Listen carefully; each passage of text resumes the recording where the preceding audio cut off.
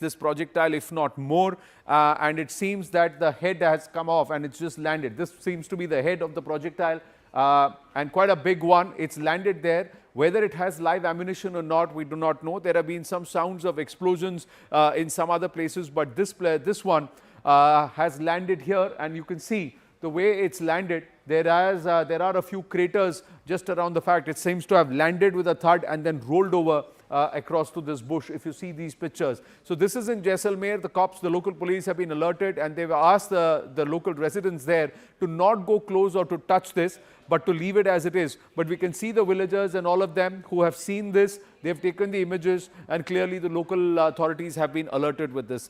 So this is the latest. So clearly a lot of efforts that have been made by the Pakistanis to ratchet up and to try and damage certain installations across the entire western border has come a begging for them. It's not yielded results. Have we lost people? Yes, we have. There's report of a civilian death, 2 civilian deaths that have happened in Jammu Kashmir region. These are latest pictures. These are also latest pictures from Jaisalmer. This is also another spot that's come in. Is this live ammunition? This is also looks like part of a projectile. This also looks like part of a missile. Now, this somewhere confirms the fact that the reports that we had that Pakistan has actually launched ballistic missiles soon after the IMF thumbs up for the $1.3 billion bailout that's come for them. But look at this, and that's why Jammu Kashmir Chief Minister Omar Abdullah is asking the international community. He's just taken to X for that. But look at this. Ballistic missiles have been launched, so this is clear escalation. Yes, Zaka. All right. Ishan is joining us live from Lasjan, where we believe wreckage of two Pakistani Air Force aircraft have gone down. Ishan, show us where you are and what you're seeing around you. Well, this is the residential area. This is the impact spot. You will see that one of that, whatever projectile it was, landed here. Look at the impact spot. This is possibly a part of it, which is in my hand right now, and that has been taken away by the police as soon as before we reached here. This is the impact spot where it landed. You'll see around here the sort of the sort of scene that is this here. This is where it had landed, and this is it has uprooted the entire thing here. And you will also notice here that one more projectile actually fell at this place, and then it was taken away by the police. And what we've been told is that there's an active investigation going on, what it really was, what it really is. Now the Indian Air Force will ascertain that what really it was brought down here. But initial information with the Air Force was that they have been able to bring down at least one jet around Srinagar and then on the outskirts as well. What is but this look place? At the spot where the impact spot is. Is it the backyard of a house? What is this place? Well, this is the backyard of a house. I'll give you an idea how close-knitted this locality is. You will see there are houses all around this place, everywhere. And luckily that it did not fall any of these houses. It fell in their back garden where nobody was present at that time. And you will see that there's a very less space present between these houses. And if it all had fallen on any of these houses, it would have created a lot of damage to them. But this is the impact spot. You will exactly see the sort of locality that exists, that there was nobody present at that time here. We've spoken to the residents here. They said that there was a loud sound that they heard. And after that, they came out and seeing that there was some projectile. 2 of them present here, and then it was whisked away by the police. But the impact has been like a good big impact around this place. And lucky enough for these people that did not fall in any of these houses, any of these residential houses which are closely knitted and closely located with each other. But we have given to understand is that now the Air Force and and the teams of Indian Army will look at this particular object and see what it really was and the sort of damage it could have inflicted on the residential area. But definitely we had seen that there was a high air activity. We've been given to understand that there was a possibly a dogfight that took place in the skies of Srinagar. But right now it's difficult to tell what really fell here because it's part of the investigation by the agencies. All right. Anand, I believe you have pictures of what has gone down in Jaisalmer. Yes. It looks like parts of a missile. Just take us through what you're now seeing. This is close to the Pokhran region, we are given to understand, and the locals are saying when this landed there, they heard a loud explosion. So they're not sure whether this is a bomb, but the shape of it and the way it is, it looks like a missile. Now, whether is it what make it is, what type it is, whether it is a portion of a ballistic missile, we have to wait and watch. But clearly, this is a far bigger projectile than what we saw landing in Jaisalmer yesterday and day before. So that were about 5-6 feet. Those were the kind of projectiles that we had seen. This is more than 10 to 12 feet long, and if you see the whole length and breadth of this and this entire image, it very clearly shows. Look at the locals, and you can compare and contrast the size of this projectile based on the locals who are standing there, and that itself gives you that this is at least 10 to 12 feet long, if not more. And this is not even the whole projectile. This is not even the whole missile.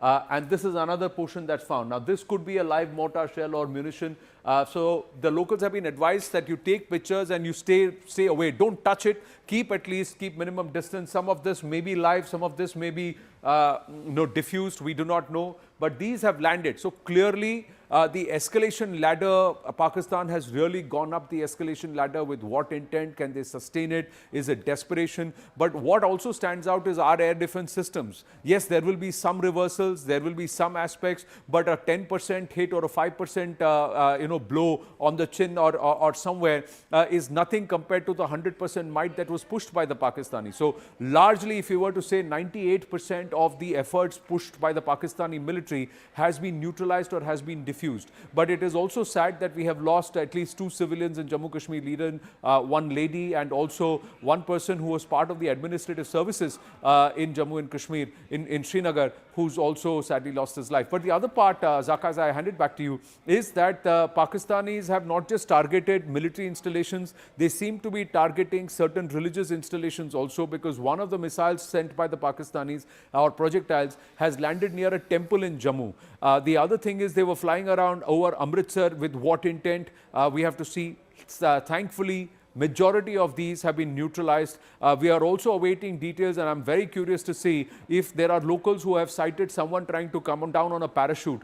Because if there is a dogfight and 2 Pakistani jets have been downed, there is a high possibility that there could be 2 Pakistani pilots or enemy pilots on Indian soil. Now, whether they are apprehended, whether they've been cited, we are waiting for those confirmations. But there is a confirmed report that there was a dogfight over the Srinagar skies this morning. All right, we'll leave it at that. Thanks for that, Anand. As we go across to Tejinder in Jammu, but those images from Jaisalmer, that looks like a significant piece of military hardware. That looks like a missile, possibly a short-range or a medium-range missile, the remnants of which landed up in Jaisalmer. We'll try and find out from our reporter there. We've got Anvit, I think, there in Jaisalmer.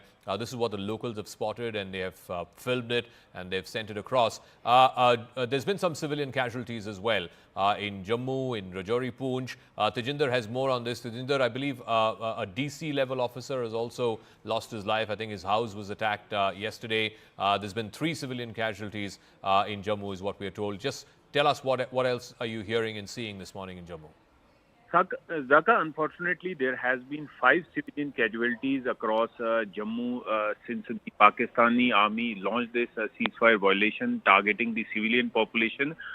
3 people, including an additional DC Rajkumar Thapa, have been killed in Rajouri. There has been a fatality. A woman has been killed in Mender area of Poonch, and another civilian has been killed in the Araspura area of Jammu, as Pakistan army continues to target the civilian population. As Anand was rightly pointing out, that a missile launched from the Pakistan side exploded outside one of the famous temples in Jammu called the Aab Shambhu temple, but luckily there was no casualty in that blast. Another 2 missiles that were fired from the Pakistan side, one landed at a residential house in Janipur and the other one in Rehadi. So clearly now the Jammu city, which never came under attack after the 1971 war, has been targeted by the Pakistan side. They are using drones, they are using missiles, heavy artillery guns to target the civilian population. And Zaka, as we speak, the line of control in Jammu as well as in Kashmir is really hot.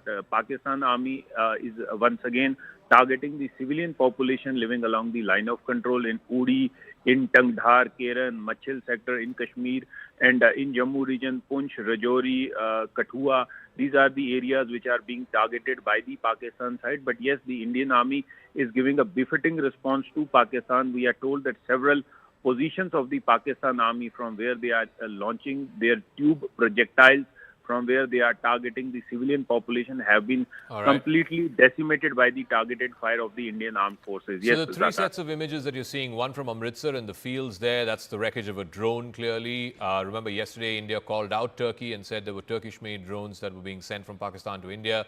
The middle part of your screen is debris from a Pakistan Air Force jet. We don't know the make, could be an F-16, but we don't know the make. It's in a place called Lasjan. You heard from Ishan a moment ago. He's landed in that residential colony in Lasjan. Thankfully, it fell on the backyard of an individual. And then on the right side of your screen, it seems like a massive projectile of some sort. This is from Jaisalmer. We'll try and get to Anvit as well to try and get a sense of what this is and how the villagers managed to find this. Arunima is joining us. So the big picture at 8 o'clock this morning, this Saturday morning, it's been a hot night between India and Pakistan. Multiple drone and missile strikes both ways. Pakistan upping the ante, escalating going up the escalation ladder after the IMF bailout announcement, trying to attack India's forward air bases and military stations from Jammu to Udhampur to Pathankot to Sirsa, Adhampur were all under target, but all of those attempts have been thwarted. India in response taking out some of the forward air bases of Pakistan, the Noor Khan base being the topmost one. It's one of the biggest air bases, one of the oldest air bases of Pakistan. It used to be called the Chaklala Air Base, right in the heart of Rawalpindi. There's one in Chakwal, the Murid Air Base, a smaller one which has transport aircraft, and then one further south in Surkot, the Rafiki Air Base. Arunima, from South Block, what is the big picture that you're hearing from top government and defense officials? So while assessment is currently going on, the current action that we are seeing is that assessment of what really has, what is the kind of damage that has been extended to Pakistan. We've all been reporting that it is suspected that 2 Pakistani Air Force pilots have ejected near Srinagar. So there is an intense search operation that has been launched to locate them. And now we're just looking at the Pakistani media. They're reporting that Shahbaz Sharif has called for a meeting of the National Command Authority. So all of the developments that are happening in Pakistan also is being closely monitored. Our own Foreign Secretary is expected to brief with details about what really has happened overnight. The only official word we had last night, the statement from the Indian Army, was that at 26 locations drone attacks were carried out, and after the statement came out, there were surface missiles also, and also Pakistani aircrafts which were launched. We have been reporting how they've got a bloody nose. They tried to cause damage at Pathankot, Jammu, Udhampur, and their media is continuing to maintain that there was some damage done to the Udhampur air base, but something which has been rejected by defense officials. There was a briefing that was supposed to happen this morning, but it was put on hold because there was live air operation happening, and soon after that we heard that Pakistani jets have been downed near Srinagar. So currently the big picture is that Pakistan is trying to once again get the international community involved, trying to raise the bogey of nuclear weapon once again. India, however, maintains that we are only retaliating. Provocation is coming in from Pakistan and we are only retaliating, and that press conference by the Foreign Secretary is expected to toe the same line. All right, Anand's also there here in the studios with me. So some of these pictures that we're getting, Anand, these are parts allegedly of a downed Pakistan Air Force jet that's been found in Lasjan. We saw that massive projectile from Jaisalmer as well, and then of course the intercepts, the CCTV footage of the intercepts of a Pakistani post where they were using to launch drones. What are you hearing and seeing? Well, there are multiple reports coming through. There is confirmation that there are 2 jets that have been downed. There are also pieces that have landed at different portions across the western border. So be it Jammu and Kashmir, be it in Haryana, be it in Punjab. Now these are pictures in Gurdaspur. So again, there is a huge collection of people who have come there, and there is something that's landed in the fields. Now it could be live ammunition. Viewers who are watching this, if you see something that has landed somewhere close to your vicinity, or if you know people who are telling you that they are seeing something, they should maintain a fair distance. But what's also evident is that the impact here has made a bit of a crater or a hole on the other side. Now these are farmers who are tilling their lands, and this is an open field in Gurdaspur. Look at the crater there. That's the ditch. Now something's landed big here. For the impact for it to be on a field, and it's landed huge here. So something's landed here and they're trying to show what it is. It looks like portions of a projectile that has landed here, and it's quite a big crater. Now you look at this. This is quite a big crater, and there are a lot of people around. It looks like these pictures are coming at a time when local authorities have already arrived there because this is a huge collection of people. But look at the size of the crater. This is a huge crater that's landed here. So something big has landed here in Gurdaspur with a huge amount of impact. So clearly with each passing night, from small drones which had nothing, small projectiles which were not very potent, the size of the projectiles, the missiles has gone very big. Anshul joins us with more details. Anshul, Gurdaspur, there's a huge collection of people. What seems to have landed there? Is it portions of a big missile? Does this further confirm the theory that Pakistan has actually launched ballistic missiles towards India? Well, definitely, this seems like a big missile, something that has not been that has not been regularly seen over the last 3 days regarding the kind of projectiles that have been launched from the side of Pakistan. At this point in time, the locals have collected over there. The officials and the members of the army, official members of the army, are reaching on the spot. They will try to ascertain as to what kind of missile was actually used that has landed in Gurdaspur at this point. However, at the initial information that we are picking up, there has been no reports of any injuries that has been reported, but yes, there has been lost. They seem to have landed in empty fields. You are in Pathankot at this point, Anshul. What's happening in Pathankot? Is it quiet? We spoke around the same time on Friday morning. This is now, we are into Saturday morning. What is happening in Pathankot at this point? Was it active? Did people cite explosions last night too? Have there been certain portions or debris of attempts by Pakistan that have been neutralized, that have also landed in Pathankot? Well, yes, at least 25 to 30 explosions were heard by myself, and all these 30 explosions were actually of projectiles that were sent from the side of Pakistan, but all of them were actually neutralized by our air defense systems. Especially from 5 a.m. this morning, there were one after the other that were attacks that were launched from the side of Pakistan and that had landed over here. In fact, that were thwarted by our air defense system. Now, at the exact location at which I'm standing, this is the last village of international border over here in Pathankot. Right in front of you, what you are seeing is Pakistan. I'll try and show you a few posts of Pakistan over here. This village is a very, very important village because the manner in which there has been amplification that has been done from the side of Pakistan. There are reports of certain firings that might have happened, but this is the international border. Over the last few hours, this has remained absolutely calm. But yes, a few locals actually claim that late last night they saw a few projectiles being launched from here. These projectiles were actually neutralized by our air defense systems. I'll just try and get in a word from a few people. भैया आप यहाँ पर रह रहे हैं, किस तरह का माहौल है यहाँ पर? बिल्कुल पाकिस्तान सामने है आपके और काफ़ी अभी टेंशन बढ़ी हुई है. माहौल तो सर अभी ख़राब ही चल रहा है, आपको भी पता है माहौल तो ख़राब ही चल रहा है. माहौल ऐसे अभी रात को तो कोई रहता नहीं इधर, जो लेडीज़ है जेंट्स है सब चले जाते हैं. कुछ लोग तो रहते हैं गाँव, कोई 10-15 जी रहते हैं. कितनी आबादी है इस गाँव की? इधर 450 आबादी है. हाँ जी. तो कैसा है, कभी वहाँ से कोई अटैक होने का? अभी तक तो कोई नहीं हुआ सर, अभी तक इधर तो नहीं हुआ, बाहर होगा लेकिन इधर नहीं, सिंबल गाँव में नहीं हुआ. हाँ जी. So, Anshu, thank you for that. Let's also bring you up to speed a little past 8 o'clock in the morning. The big picture is that there has been a hot night between India and Pakistan. Pakistan clearly climbing up the escalation ladder. What you're seeing are visuals from different parts along the northern and western sectors. Jaisalmer, a massive projectile of some sorts. It looks like a missile of some form.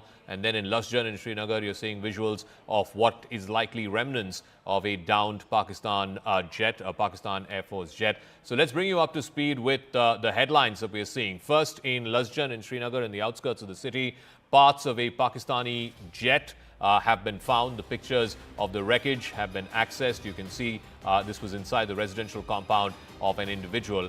Headline number 2, India managing to intercept Pakistani drones. We can show that CCTV footage as well. This is on a Pakistani launch pad that they were using on the other side of the international border in Jammu.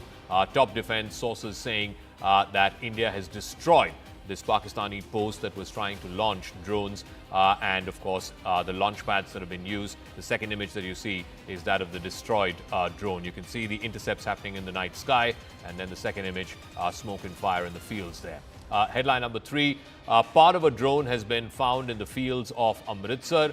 Amritsar, bang on the border, just 60 kilometers between Amritsar and Lahore. So parts of a drone have been found in the rural parts of Amritsar in agricultural fields. You can see that as well. Headline number 4, a projectile from Pakistan has been found in Lasjan. This is, like I said, believed to be parts of a fighter jet of the Pakistan Air Force that was brought down in a dogfight over the skies of Srinagar. A bomb-like object has been found in Jaisalmer. This is in a place called Jammu village close to Pokhran. The Indian Army has neutralized the Pakistani projectile. It seems like parts of a missile. There's also that image of a much larger, almost 10 feet large projectile that's been captured there in Jaisalmer as well. So these are the various images that we have. We have Arunima Siddhant joining us. Siddhant, what's the international community saying? Has there been any response, any form of, wanting to calm down tempers, de-escalate the situation? It seems like both India and Pakistan are now locked in this escalatory phase, climbing the escalation ladder. Someone's got to come in and try and mediate and try and get both parties to back off. Or are they saying, as Vance and Trump seem to be suggesting, that, look, it's their problem, let them figure it out? Well, yes, that's right, Zaka. In fact, international community is urging both sides to de-escalate. In fact, we have a fresh statement from G7 foreign ministers. Perhaps, first they condemned Pahalgam terror attack, then they urged both sides to de-escalate for the sake of regional peace and stability. In fact, Saudi Arabia is one country which is giving efforts for de-escalation. In fact, this offer had come from various countries for mediation and for giving for offering their good office for the mediation purpose between the two between India and Pakistan. But at this point in time, Zaka, you need a country which has leverage with both India and Pakistan, and Saudi Arabia seems to be the one. So this is the reason that in fact the special envoy of Saudi Arabia was in the national capital day before yesterday. In fact, he met Foreign Minister Jaishankar. He in fact met Prime Minister Modi, though there was no photographs released of him meeting Prime Minister Modi. Then yesterday he was in Islamabad, and in fact Islamabad released those photographs of him meeting Shehbaz Sharif and Asim Munir. Perhaps we really know very little about what was conversation all about. In fact, when he was here also in the national capital, there was nothing which we got in terms of information from Ministry of External Affairs or any other government wing regarding the conversation. Perhaps was he carrying somebody's message? What is the position of Saudi government? Whether that was conveyed to the Indian government, etc., etc. So we know very little. And today Saudi Arabia has come up with a statement, Zaka, confirming that this envoy was sent on a surprise visit to both India and Pakistan, perhaps to give efforts to de-escalate tension. But it doesn't look like an that. Unscheduled visit is the steer that we're getting. He's gone to both Islamabad as well as to New Delhi. First New Delhi and then Islamabad. Before I go to Anand, Aman is also joining us. Aman, what's the big picture? What are top government sources telling you? Because clearly things have escalated. This is the third night, the night between the 9th and 10th of May. It's the third night after Operation Sindoor. Clearly, we're now looking at an active conflict between India and Pakistan. Well, absolutely, Zaka. As you correctly say, India, Pakistan both are on an escalatory ladder, and India is totally and squarely blaming Pakistan for what is happening. India is very clear, Zaka, that our attack, our retaliation was over with Operation Sindoor on May the 7th.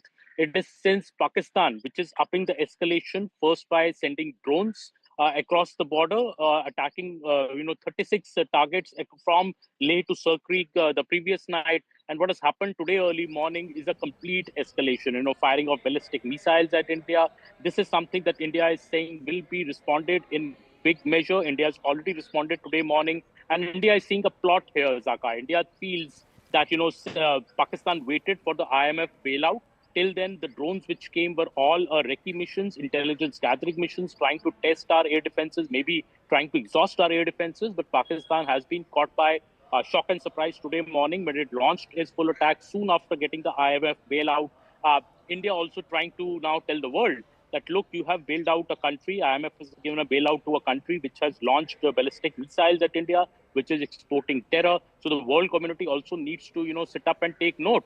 what Pakistan has done today morning, soon after getting the IMF bailout. And this is what India told the IMF very, very strongly yesterday also, by abstaining from the vote and lodging its strong protest, that a country which is fomenting terror against India, why is it being given bailout of one bailout after the other? Nearly over 2 dozen bailouts given to Pakistan over the last many years. India made that point on the world stage. India was not able to stop the bailout because of the way the IMF is structured. But today's strikes are completely escalating the matter. India is now saying the onus is on Pakistan to stop, to de-escalate. But if Pakistan does not stop, India is going to go to any lengths to protect its territory, to protect its military assets, to protect its civilian population. And that is why you've seen this morning, Zaka. All right, thanks, Aman. Anand's here in our studios. That projectile that you showed from Jaisalmer, and I believe Anvit will also be joining us. We can go across to him. It's from a village part of the Pokhran, Jaisalmer, that belt. Can you show us that projectile, Anand? And there's a massive crater that's been left on the ground. Well, these are updated images, Zaka. These are updated. Now, this is what, see, the serial numbers are also there. The UCP 213-15956. And the serial number is also put out. So there are more images coming through of the projectiles that were launched. This is confirmed proof that it is Pakistan that has launched ballistic missiles and also sending huge projectiles. Look at the impact which is there on the field. It's landed on a field and people are now, we'll go across to that side where the size of the projectile itself shows that this was a missile. This was not a smaller one, and it was not mounted on a drone or anything. This was a ballistic missile. This is the person who's walking us, and he's taking us to the place where the actual portion of it has landed. It has come through that area. That's what they are trying to show. See, there are other pieces also. There are more fractions and fragments that have fallen here. Look at this on the ground, and then he's pointing with now there are more. See, you see more smaller fragments that have gone in before we come and see the final big piece, that is that blue, dark blue, indigo blue kind of a missile. Now this is the actual color, or midnight blue or black. That's the color that the missile actually has. Now he's showing the distance that this entire projectile, once it's crashed, it's gone and it's traveled. The fragments have traveled. See, there are more fragments here. There are more portions and more fragments here that we are seeing. There you go. This one again. Big pieces, big chunks which have landed. That's more than a foot and a half of the material or the external covering itself. And then this person is walking across to that particular projectile where he finds it. Now they say it is behind the bike. If you remember the first set of pictures, the bike was right there. Now there you go. We're going to freeze these pictures. They're going to walk, and that's where it is. So it's created a bit of a hole. It's created a bit of a trail as it comes there, and more people are now coming to see these pictures of this projectile. Now these are pictures from Udhampur. More pictures will be coming through. These are pictures from Udhampur that we've got. There are pictures from Jaisalmer that have come. The Jaisalmer first picture, now this is confirmation. This is an open field where this piece has landed. There is also a piece that's landed in a huge projectile that's landed in Sirsa.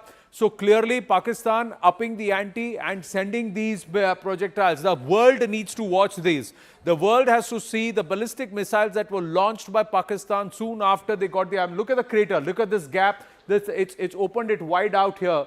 And something's landed here too. So that's what the people are saying, that it's come from the skies. The people are pointing it out. It came from the skies. It came from there. And it's landed here. So there are drones that have landed. There are missiles that have landed near Pokhran. In Jaisalmer, there are big drone chunks that landed, which show that they had huge markings and also that they had munitions loaded on it. So let's try and understand where all Pakistan, soon after the IMF bailout got a thumbs up for them, attacked Indian side on the western borders. Let's look at it. So they very actively targeted Udhampur. There is something that landed in Udhampur, but the Air Force station and the base there in Udhampur is safe. There is no damage done. They have attacked Jammu city vigorously, but right across here on Jammu, here on a park post, which was launching the tubes for drones, we have actually neutralized. There is Pathankot. Now, seriously, there has been some, at least 25, Anshul was there from the CNN News 18 overnight at Pathankot, and he said at least 25 explosions over the skies I've heard overnight, and Pathankot they've actively tried to target. There is also Sirsa. Now, the question is, Sirsa, where was this projectile aimed at? Was the Sirsa projectile intercepted, or this missile over the Sirsa skies intercepted while it was on its route to the national capital? Was it somewhere around Delhi? That's the big question. Did Pakistan, did Rawalpindi, did General Asim Munir and co. target the national capital soon after the IMF bailout? That's the big question because of this missile that was intercepted over Sirsa. Now, what have we done? Soon after this happens, around midnight, between 12 to 12:30 p.m., 12:30 a.m., there is a counter that India launches. Now, India's counter is so fast, so swift that they have had huge reversals. What did we target? India targeted, the Indian Armed Forces targeted Islamabad, Noor Khan base, the PAF Murid base, Narowal, Shekhupura, Lahore, the Rafiki Air Base and the Sukur Airport in Sindh. All of them were targeted, and this is confirmed now that the base in Noor Khan Air Base in Rawalpindi has suffered serious reversals. There are actually reports that the Pakistanis, let's see if they confirm it, that their entire fleet of C-130s has been rendered ineffective here. They have suffered serious reversals. They couldn't operate their machines in Pindi. Then also the Narowal Air Base, again they couldn't operate their machines from here because the air base has been hit. It's been hit hard. And there is one more, which was one more airbase that's been hit in Chakwal, or let me just see that. Yeah, in Shorkot. So this airbase also has been hit, and of course projectiles have landed, and there is confirmation of landings that have happened in Lahore where certain installations have been hit, Zaka. So clearly India's reaction has been far more punitive, and it's hurt the Pakistanis than what they attempted. But this treachery, the international community must note that the moment they get the bailout, Zaka, look what they unleashed. Absolutely, and I think Omar Abdullah has underlined that point as well, that it can't be that Pakistan is given this bailout after bailout after bailout, and then some of those monies are diverted into directing terror and active aggression against India. I also want to get a quick word in from Anvit, who's in Jaisalmer, where we saw that massive image. It was a 10-feet long projectile, a rocket of some form. Anvit, if you're there, which part of Jaisalmer is it? It seemed like rural desert. What are the locals telling you? I mean, when did this land? How did they end up finding it? And I presume that either the army or the police would have taken away these wreckage, this remnants. Yes, Zaka, the piece that has fallen has fallen in Pokhran. We were attempting to go towards the border, international border, ahead of Jaisalmer. We were stopped in, ahead of Tanot. We were stopped in Ramgarh. Ramgarh stands to be the last village beyond which civilian movement is not allowed. Media is also not allowed. Army has taken over, and the BSF posts. From there, all the vehicles are being ridden. You can see this road is completely blocked. We are ahead of Jaisalmer in Ramgarh right now. In this area, last night, a huge shelling was witnessed, and many drones were also witnessed. Witnesses have said that many bombs were dropped, and some portions of drones that were intercepted by India have also fallen in this area. Yesterday we had shown how in Kishan Ghat one such piece was in a controlled detonation by the military. It was taken away. We have one witness who had witnessed huge amount of drone crashing in this area. Sir, आप यहीं रहते हैं? जी, हम रामगढ़ रहते हैं। यहाँ पे परसों काफी ड्रोन शेलिंग्स वगैरह हुई थी। देखिए, यहाँ परसों रात को पाकिस्तान की तरफ से कुछ ड्रोन आए, तो हमारी सेना ने उसको तुरंत ही उसको यहाँ पे भी कुछ थोड़ा सा यहाँ पास कुछ गिरा था, वो फिर उसको पुलिस और सेना ने उसको ले लिया। तो देखिए, यहाँ सेना हमारी पूरी मुस्तैद से तैयार है, और उसके साथ साथ माते श्री तनोट राय घंटियालिया वो भी तैयार है। जब 1971 में लड़ाई हुआ था तो माते श्री तनोट राय से कोई भी बम फटा नहीं, कोई नुकसान नहीं हुआ। अभी भी वैसा ही है, कोई भय वगैरह डर की कोई ऐसा नहीं है। So basically, in this area, a lot of bombs and portions of drones that have fallen, that were intercepted, have fallen, and the army had been collecting all of those with the local police. Yesterday also forensic teams were there in Kishan Ghat as well as in Ramgarh area, and further from here in Tanot as well. All the pieces have been gathered. They've been sent for examination to find out what is the origin, and also to find out what could have been the implication if they had exploded. We'll leave it at that. I want to go to this piece of breaking news that MEA briefing has now been confirmed at 10:30 a.m. That is what we are given to understand. This is on Operation Sindoor. Remember, for the last 3 days, it's the Foreign Secretary who's been briefing the contingent of the media. So it will likely be a joint briefing of the MEA as well as officials from the Ministry of Defence. Last 2 days, it was the young women officers from the Indian Air Force and the Indian Army, Wing Commander Singh and Colonel Qureshi. Both of them are also expected to be flanking the Foreign Secretary. But it has been a serious escalation overnight between the 9th and 10th, the night between the 9th and 10th of May. Pakistan, immediately after the announcement of the IMF bailout, has upped the ante in an attempt to try try and take out some of the forward air bases of the Indian Air Force. They've targeted the Udhampur Air Force Station. They've targeted Udhampur, of course, is the headquarters of the Indian Army's Northern Army Command.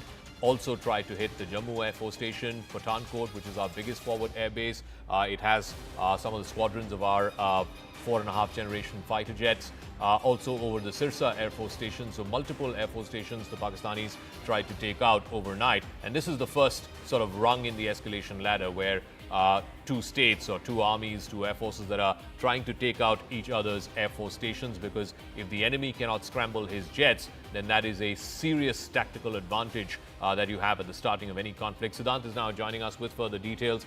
So the MEA briefing at 10:30 a.m., is it just going to be the Foreign Secretary, or is it going to follow the same pattern that we saw the last couple of days, Siddhant, the two young Army and Air Force officers also flanking the Foreign Secretary? Well, so far, Zaka, we have a very limited details, but perhaps it could be the same format. What we have been seeing in last three press briefings of Operation Sindoor. In fact, we just got the confirmation from the government that at 10:30 there's going to be the press briefing, the joint press briefing of Ministry of External Affairs and Ministry of Defence. Perhaps there was a briefing which was scheduled early in the morning at around 5:45 a.m. Zaka. That briefing got postponed because the operations were going on. The focus was in the skies, and it was decided to postpone it to 10 a.m. And now we are getting to know that finally, Ministry of External Affairs has announced that there's going to be the joint press conference between Foreign Ministry and Defence Ministry at around 10:30. But this would be the first time that when Indian government will put its record straight as far as the developments which have taken place in last 12 hours, Zaka. Both sides are climbing the escalatory ladder. Perhaps, Indian side has taken down the Pak air bases. In fact, Pakistan has attempted to target key Indian military installations. In fact, Fateh missiles have also been used by Pakistan. The attempt to target Sirsa was thought by the Indian forces. So okay, lot so has we're going to come to you as and when that briefing begins. I want to bring you up to speed. If you're joining us at 8:30 this Saturday morning, these are the 5 or 6 big headlines that you need to know. It's been a hot night between India and Pakistan. Multiple locations targeted by Pakistan here in India, and India giving it back in kind. Headline number 1, in Srinagar, in the outskirts, in a place called Lasjan, parts of a Pakistani Air Force jet, wreckage of a Pakistani Air Force jet have been found. These are the pictures of that in the Lasjan area. It's landed, thankfully, in the backyard of a residential complex, and therefore no one has been hurt or injured in the process. Headline number 2, India manages to intercept Pakistani drones. This is from the other side of the Jammu border, on the other side of the international border in Jammu, a place called Narwal. We're given to understand. You can see 2 sets of pictures. One, the intercepts happening on the background of the night sky. These are CCTV images. The intercepts happening in the middle of the sky. And the second set of images are the wreckage. There you go. The smoke and fire out in the fields of Jammu. You can see that happening. That's headline number 2. Headline number 3, we're given to understand a part of a drone. This is wreckage that's been found in the fields of Amritsar. Amritsar over the last couple of nights has been hot. There's been a lot of activity, drone activity. This again seems to be the wreckage of a drone. Yesterday, India did the unprecedented step of calling out Turkey and saying Turkish-made drones were being used by Pakistan on probing missions, on exploratory missions to try and test India's air defenses. Headline number 4, a Pakistani projectile has been found in Lasjan. Like I said, this is believed to be parts or remnants of a downed F-16. There's also confirmation of a dogfight that happened over the skies of Srinagar. 5 missiles, we're given to understand, were fired from the Srinagar military base and then believed to have brought down what is believed to be a Pakistan Air Force jet, the make of which we don't know. Hopefully, we will get some confirmation of that from the Foreign Secretary's briefing in about a couple of hours' time. Headline number 5, a massive bomb-like object. It's about 10 to 12 feet long.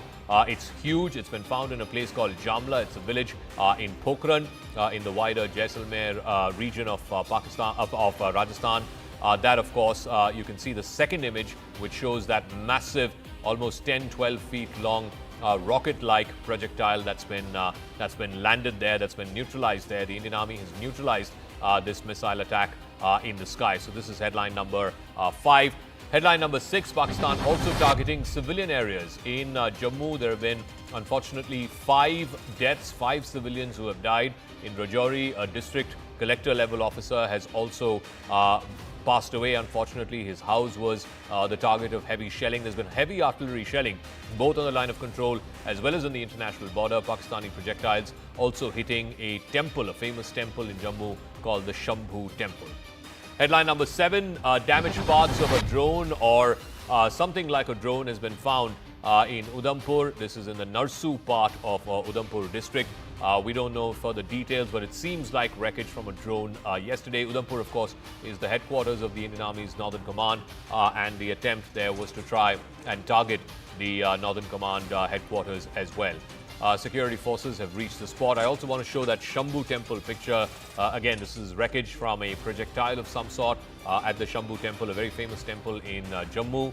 Thankfully, again, it landed in the outer perimeter of the temple complex, and therefore there's been no injuries or no one has been hurt. That, of course, again, a famous temple in Jammu. So clearly, the activities have increased between both India and Pakistan in the intervening night between the 9th and 10th of May. Akash is joining us from Jammu, where multiple attempts have happened in civilian pockets as well as the Air Force station, but all of it has been thwarted. Akash, what is the latest that you're hearing from top defense sources? Right, Zaka, I'm standing in this Rehari colony. First of all, I'll try to give you a sense of what has happened here. There you have forensic teams and, in fact, the police here.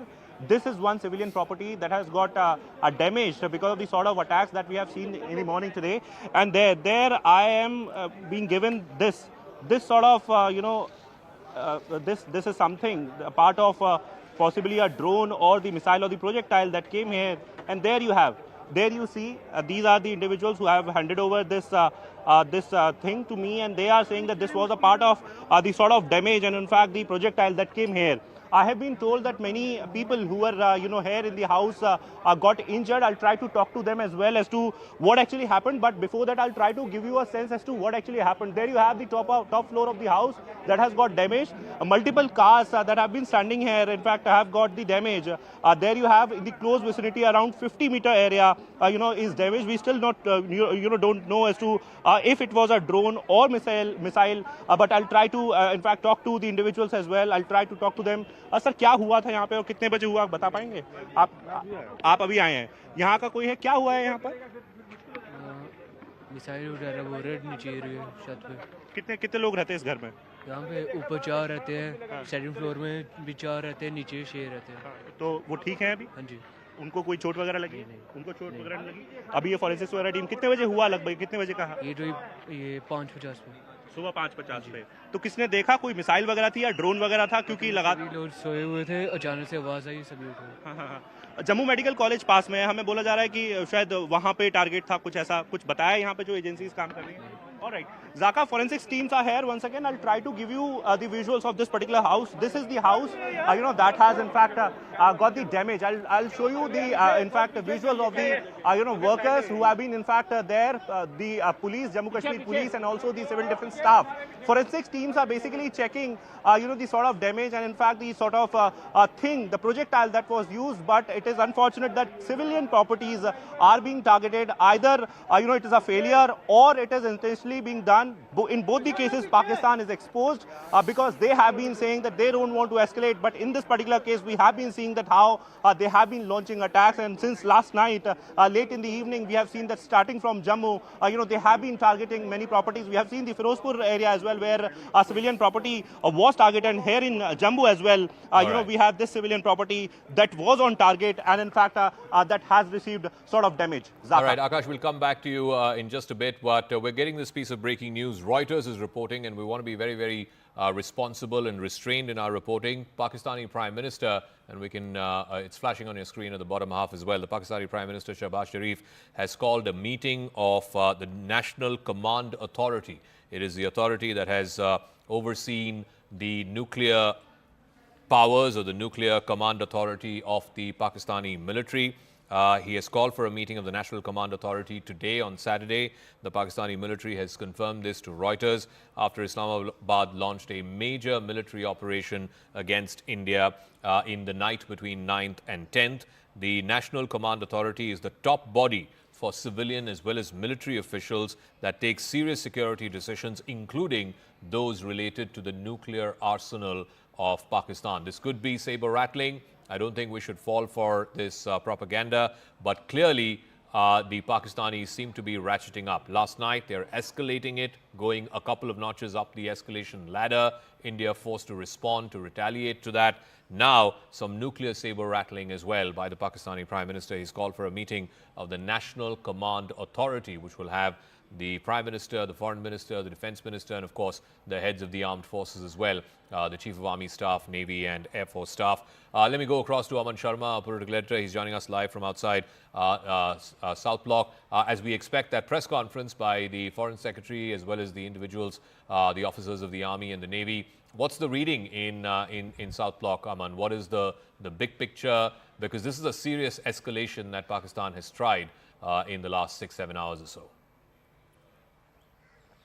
Well, Zaka, what I'm hearing right now is that top government sources are slamming the IMF bailout to Pakistan last evening. They are clearly saying what has happened since today morning underlines India's objections yesterday to IMF of the possibility of the misuse of the debt financing funds for state-sponsored cross-border strikes, terrorism by Pakistan. India is underlining this again, saying that the IMF bailout was completely mistimed and Pakistan actually was waiting for this money to start its big operation against India. India sources are saying that with billions in the bank, Pakistan is now putting missiles in the air against India. The world community needs to realize this, wake up to it, and what it has done by arming Pakistan again and again with these IMF funds. So I think at this press conference, which we will see at 10:30 a.m., India could raise this point that this IMF bailout is ending up arming Pakistan against India and especially its terrorist activity and the escalatory ladder that Pakistan is on.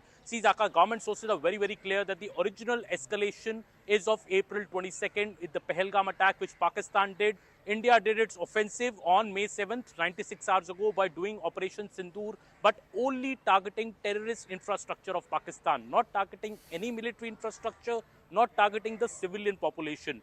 The targeting of the military infrastructure, that cycle, Zaka, Indian government sources are saying has been started by Pakistan. On the morning of May 8th, we saw the first these 300 to 400 drones trying to attack our front air bases. And today morning, with missiles, Pakistan is trying to take out our multiple air bases, Pathankot, Udhampur. All these attacks have been foiled, but Pakistan intention is very clear to take up this escalatory ladder, and they stopped till the IMF payout. They didn't do it. It was more an intel exercise, this drone which were flown. But now this is the ultimate attack by Pakistan, and India is responding very, very strongly. India has decided that if you will target our military infrastructure, we will take out your military infrastructure as well. And India has targeted Rawalpindi's airbase.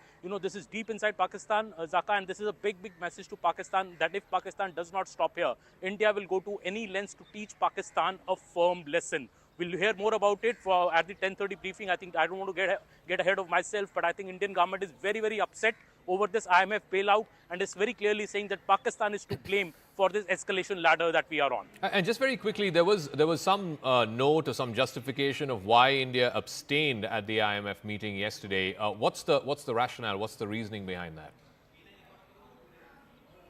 Zaka, the government says that basically there is no option to say a no to a vote. You can either abstain or say yes. That has been the convention at the IMF, and IMF has many member countries, but every member country is not like one member, one vote. Your economic strength actually has a larger proportion in the vote there. So there are many questions being asked, Zaka, here also, that, why did the US not come out strongly to block this bailout for the IMF for Pakistan? So a lot of questions are being asked in the Indian security establishment, because India yesterday put up a very, very strong objection to this IMF bailout. India was also preparing for it for the last 2 to 3 days, knowing very well that if Pakistan gets this money, it could, the escalation in fact could climb, and India's fears are only coming true.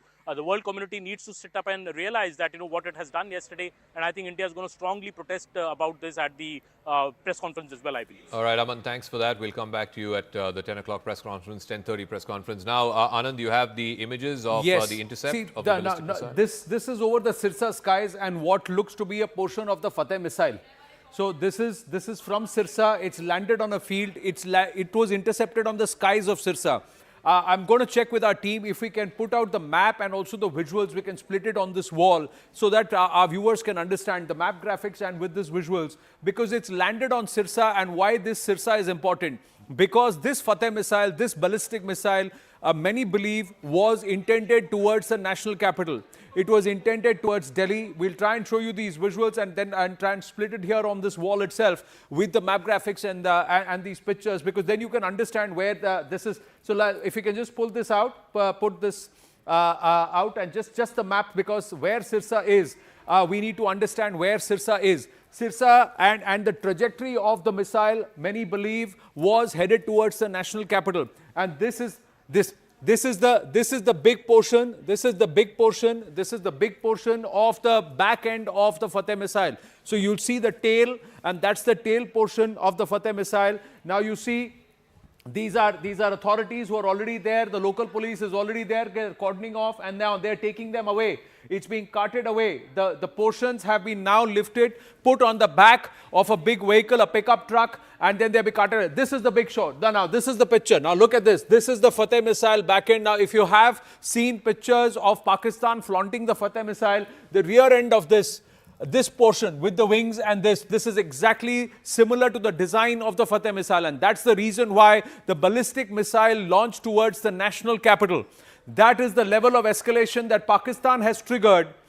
Pakistan has triggered soon after the IMF bailout. So within 15 minutes of the IMF bailout at 12:05 a.m., that's when this was first reported or registered, that the possibility of ballistic missiles being fired towards Bharat. And later in the night, the confirmation coming, this has landed, it's been intercepted. So our air defense systems, the Indian forces air defense systems, are capable of thwarting even ballistic missiles. This is the biggest proof of it, and perhaps egg on the face of the Pakistanis at multiple levels. But more importantly, how treacherous Pakistan can be. This missile has landed on a field in Haryana, in Sirsa, and this is where it is. Now have a look at this. This is Sirsa. This is where this missile has landed. Look at the trajectory. Where is the national capital? The trajectory of this missile was towards the national capital. That's what many people are expecting this. We are going to wait for confirmation during the media briefing that this missile, these are portions of the missile. Again, more pictures coming through, more small fragments that after this entire missile was disintegrated, it was demolished, it was intercepted, and fragments have landed all across in Sirsa, in Haryana. And understand this, Sirsa, this is the range, this was the direction. This is the national capital region. So that's the reason why this big question is being asked. Was this ballistic missile, along with a few others that were fired by the Pakistanis, intended not just as military installations, but also perhaps certain portions of the national capital? And if that is something which is confirmed, if it is confirmed in the briefing today, that is serious escalation by the Pakistanis. And more importantly, this has come after the IMF bailout, where they tried to play with a begging bowl saying, help us out. $137 billion overextension of their debt to the world, and they continue to borrow and redirect this money towards acts of war. Clear acts of war, clear acts of military escalation by Pakistan, when Bharat's fight has been only against terror. It was a war on terror, not a war against Pakistan, but the Pak military, the Pak state is backing jihadis, terrorists, jihadi tanzeems, and this is what they are willing to launch ballistic missiles because Bharat has waged a war on terror. Zaka.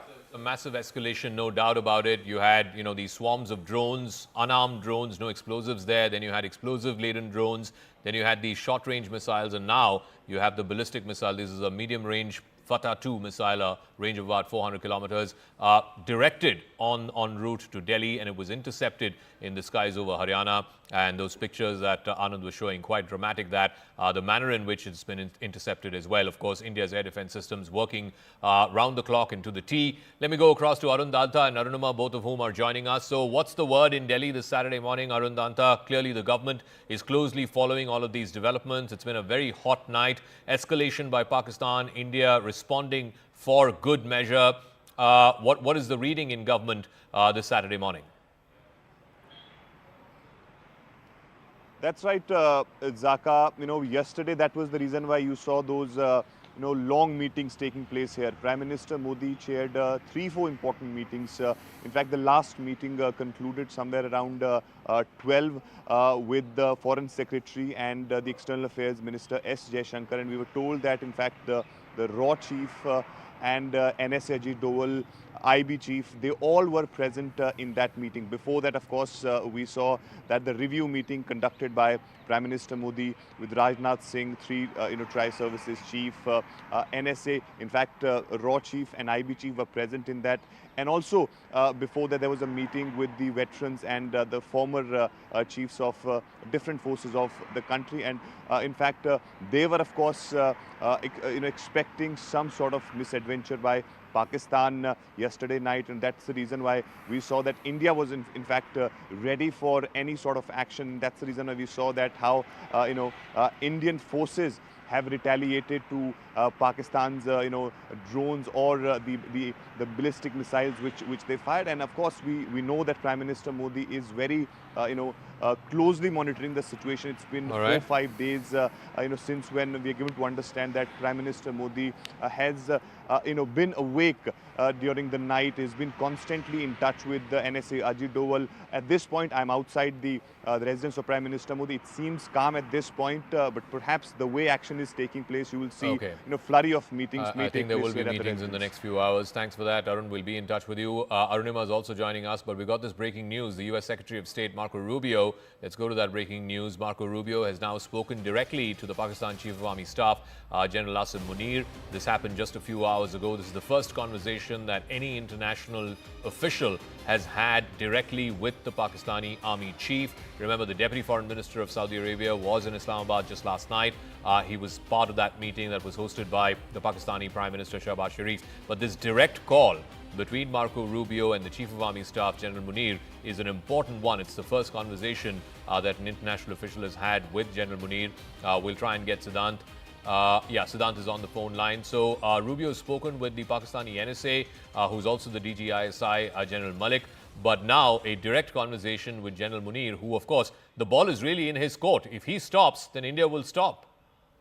But yes, that's the message. That's exactly the message, Zaka. And in fact, last time around, Marco Rubio spoke to Shehbaz Sharif. But perhaps Marco Rubio also must have realized that Shehbaz Sharif is ineffective and he's just a puppet prime minister. And this is the reason that he is speaking to the real boss of Pakistan, perhaps the mastermind of Pahalgam terror attack, Asim Munir. And in fact, Reuters is reporting, Zaka, that this conversation has taken place.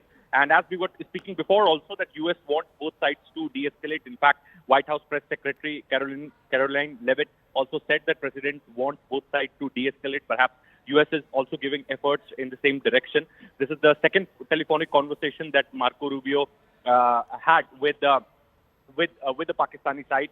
In fact, last time he spoke to Shehbaz Sharif, that call was really ineffective. Nothing happened after that. So today he decided to speak directly to Asim Munir, the Army General. Perhaps it also reflects upon, and perhaps it's once again established that, who runs the show in Pakistan. And if US wants Pakistan to de-escalate, then US has to speak directly to the Army General, not somebody from the political. We've got an update from the ADG PI of the Indian Army as well. We'll go to Arunima with this. Basically, the ADG PI putting out a tweet saying Pakistan's blatant escalation with drone strikes and other munitions continues along our western borders. In one such incident today, approximately around 5 a.m., multiple enemy drones were spotted flying over the Khasa Cant, the Khasa cantonment in Amritsar. The hostile drones were instantly engaged and destroyed by our air defense units. So now we're getting to hear of multiple such drone and missile attacks. Arunima, you're in North Block, South Block. Whereabouts are you, and what is the word in from government this morning? Yes, so the Raisina Hills is abuzz with activities. South Block has had called for a press conference at about 5:30, but I think this is the air operation which led them to postponement. And now at 10:30, the Foreign Secretary is likely to brief. What ADGPI has put out is that at about 5 a.m. this morning, there were multiple enemy armed drones that were spotted over the Khasa Cant in Amritsar. The hostile drones were instantly engaged and destroyed. And Pakistan's blatant attempt to violate India's sovereignty sovereignty and endanger civilians' life is unacceptable. 3 civilians have been killed in what has happened since last night, including one district level official there in Rajouri. And what the Border Security Force has also put out is that while the Jammu Air Base was getting targeted around 9 p.m., 2100 hours last night, there was intense firing at the Jammu stretch of the international border as well. So back to back 2 days now we've seen. Day before yesterday we saw it in Samba, yesterday at Jammu, attempts to also carry out infiltration while these air raids are going on. Yesterday they had shot dead 7 from the Jaisalmer module in Samba. Yesterday also BSF confirming that there was firing at the Jammu sector, and now ADGPI confirming that there were hostile drones over Amritsar as early as this morning 5 a.m. Around the same time, tentatively we were told there was a dogfight in Srinagar, and for that we're still waiting for the ADGPI and for the Air Command to tell us exactly what is the situation. But definitely things have escalated in the last 24 hours. All right, I also want to go across to Akash Sharma, who's more on this. So the Army's first official statement this morning, the ADGPI saying there's some hostile drones, a swarm of drones over the Khasa cantonment in Amritsar, and those have been neutralized. Akash, what more are you hearing?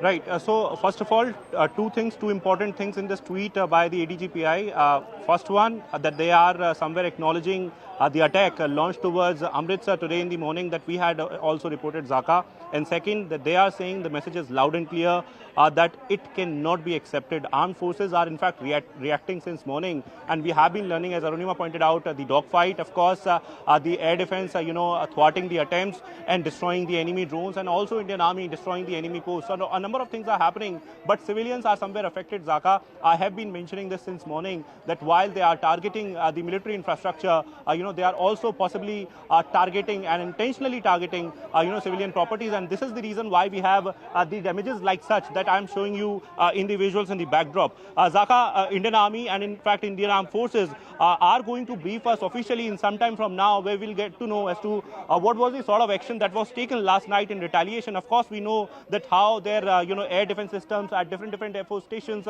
in Pakistan were targeted and in fact destroyed. But as far as other information is concerned and other inputs are concerned, so we are waiting for that particular brief. I'll once again try to show you the visuals there. There you can see the damage. Zaka, it was it is not in fact confirmed as to what it was. I'm showing you those broken glasses of that particular window there. People are also talking about some sort of projectile and then the splinters. So possibly it can be a kamikaze drone that hit the building and then got destroyed. So we are waiting for the confirmation. Okay. But looking at the damage, it seems there you have the main target was that building. Rajeshji, if you can show that building was the main target, Zaka, and then okay, I believe CM is there. Yes, CM is there, and I'll try to.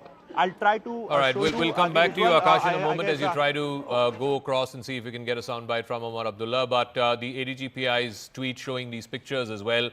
Those are the remnants of the Pakistani drone that was sighted above the Khasa cantonment in Amritsar. Arunima is also there with us. I can see some wheels. I'm not sure what the wheels are. Clearly, it seems to have hit something on the ground.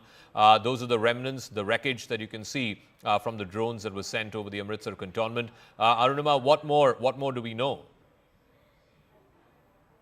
See, there's also a video that has been tweeted out by the ADGPI handle. I think it is showing how the drone attack, the hostile drone attack, was taken down, and these pictures, gives you a sense of the marking that you see. YHAPFWH. The filling date is mentioned there. The filled lot is mentioned. The explosive lot, the weight, the total. So this looks like an ammunition that was being carried with the drone that the ADGPI has tweeted out. The ammunition and the remains of the drones, and also the time when the drone was intercepted. So there's visual proof, there's video evidence that is now being given out, and this is a trend that we have seen ever since Operation Sindoor has begun. And top government sources, government functionaries actually confirmed this to me, that after Balakot and after the surgical strike post Uri, there was a lot of question mark. Pakistan tried to negate the surgical strike by saying that nothing has happened really here. But this time India has gone Pakistan prepared with technological advancement also. It is better prepared. It's putting out evidence to show Pakistan's complicity. All these labeling on the ammunition, the filling date, the batch number, the lot number is going to be shown to the international community to prove that, Pakistan's, escalation, and Pakistan is trying to target civilians, target our military base, escalate the entire situation. And Pakistan is definitely suffering a bloody nose by the way their misadventure is being countered by our air defense system. All right, Arunama, we'll come back to you. That's the Indian Army statement. On the left, you're seeing images from Rehari in Jammu, where the Chief Minister, I believe, has gone to the residence of the affected victim there. I believe Akash is there for us. Akash, tell us, did Omar Abdullah say anything as he came into this in this house that's been hit yesterday by a Pakistani projectile? Did he say anything to the media, or are we waiting for him to come back and then speak to the media?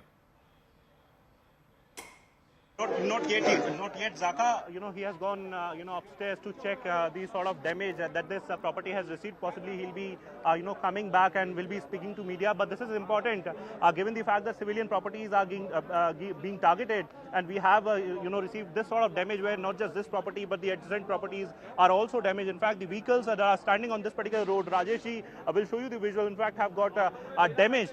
We have these security officials who have been trying, who have been in fact trying to get the people away from this particular place. But then Omar Abdullah is very much here. In fact, he is expected to speak to media in some time from now. People are standing here. Locals are standing here. They have been in fact saying since morning that they need some sort of action. Pakistan should be there should be some sort of retaliation, and there should be some sort of answer to Pakistan. I was speaking to one lady. She was crying. She's saying that this is her house and she could have lost her life in this particular attack. But at this point in time, I'm showing you the visuals where CM has gone upstairs to check the sort of damage that this property has received, Zaka. And there you have civil defense volunteers, the Jammu Kashmir police, and also the CRP. In some time from now, it is expected that Omar Abdullah will be speaking to media. But yes, at least 10 people, we have been told have sustained injuries in this particular attack in this vicinity, Zaka. All right, Akash, thanks for that. Anand is also here as we try and bring you some pictures. There's been a whole bunch of pictures of remnants of drones, projectiles, missiles that have been spotted in different parts from Jammu to Jaisalmer. This is the picture of the home in Rehari. But Anand, this is what the ADGPI has just tweeted. This seems to be the wreckage of a drone over Amritsar cantonment. See, not just the drone. Look at the size of the drone. These are not the small drones anymore. These are far bigger now, and they have these markings. So the ADGPI has also figured out the markings, and of course they had munition. They had a certain level of payload which was supposed to be for impact. So clearly the Pakistanis over the last 2 or 3 days have been sending drones without any munition as probing, and this is exactly what there was a preparedness, there was an understanding what the Pakistanis are trying to do, but they underestimated Bharat's capabilities. They thought that over 2 days the entire air defense system would have been used up and there would be a free passage for their missiles and for their drones with a huge amount of payload and munitions. So that is something that's been marked out, but they've been neutralized. They've been neutralized by our air defense systems, and perhaps the Pakistanis don't understand. They have a stomach for escalation only for 3 days. They cannot fight an intense war for more than 3 or 4 days. That's the reality. Bharat is ready for 6 months. Bharat is ready for 6 months, and if required, more. That's the difference. So they don't know who they are taking panga with, and the fact is that this is egg on the face again for 4 nights in a row for General Asim Munir. 4 nights in a row, he's just met with more failures, and on the other hand, look at the losses. The Noor Khan airbase in Pindi has not just been destroyed, but there is a huge reversal for the Pakistanis there. Their machines can't take off because they have been rendered ineffective across 3 air bases. That's what's happened. But here, this time around, the locals need to be aware. Our hearts go and our prayers with those who are having material loss of, because of their houses and their fields being damaged, and also because of people who are getting injured or loss of lives of civilians. But please don't go close to any of these munitions. That's the important part. Stay away, stay clear, because some of these may be live munitions. So yes, Zaka. We're getting live pictures of Omar Abdullah just coming out from that house in Rehari. I believe he's speaking to the media. If we can go to those pictures. Omar Abdullah has gone to an affected home in Rehari in Jammu. Can we show those pictures, please? Yeah, there you go. That's the affected home. He's just come out. He's, I think, met with the individuals there. In Rajouri also, one district collector officer or district collector rank officer has lost his life. In all, 5 people have lost, 5 civilians have lost their life in Jammu. Akash is there. Akash, Omar still inside the house. Is he making his way out? Has he said anything to the media yet?